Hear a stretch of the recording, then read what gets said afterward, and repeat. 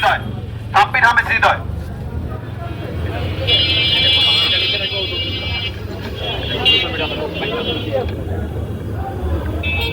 আসসালামু আলাইকুম।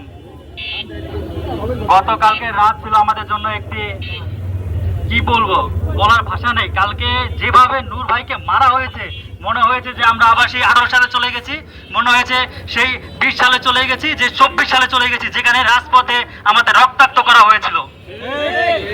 বলার ভাষা খুঁজে পাই না। নূর কে ছিল? নূরে কোন দল করে এটা বিষয় না, সে ছিল 24-এর একজন সামনের সারির নেতা।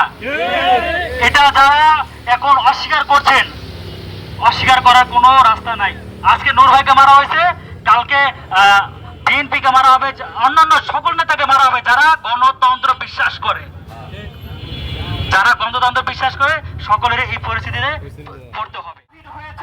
তাদের সাথে গাদ্দারি করবেন না। তাদের সাথে যদি গাদ্দারি করে আওয়ামী এই দোষর জাতীয় পার্টিকে পুনর্বাসন করতে চান, তাহলে বাংলার মানুষ আবার একটি যুদ্ধের জন্য প্রস্তুতি নিবে। অতএব এখনই আপনাদেরকে এই দোষরদেরকে গ্রেফতার করতে হবে, যারা আমার ভাইয়ের, আমার সহযোদ্ধার উপরে এভাবে আক্রমণ করেছে। তাদেরকে সর্বোচ্চ আইনের আওতায় এনে দৃষ্টান্তমূলক শাস্তির ব্যবস্থা করতে হবে। যদি আপনারা ব্যর্থ হন, তাহলে আমরা বুঝবো আপনারা আওয়ামী দোসরদের চামচামি করছেন এবং গোলামি করছেন। অতএব আমি শিবচরের গণ অধিকারের যেই ভাইরা এই আয়োজনটি করেছে, তাদেরকে আমি আমার ব্যক্তিগতভাবে উষ্ণ আহ্বান জানাচ্ছি এবং অভিনন্দন জানাচ্ছি।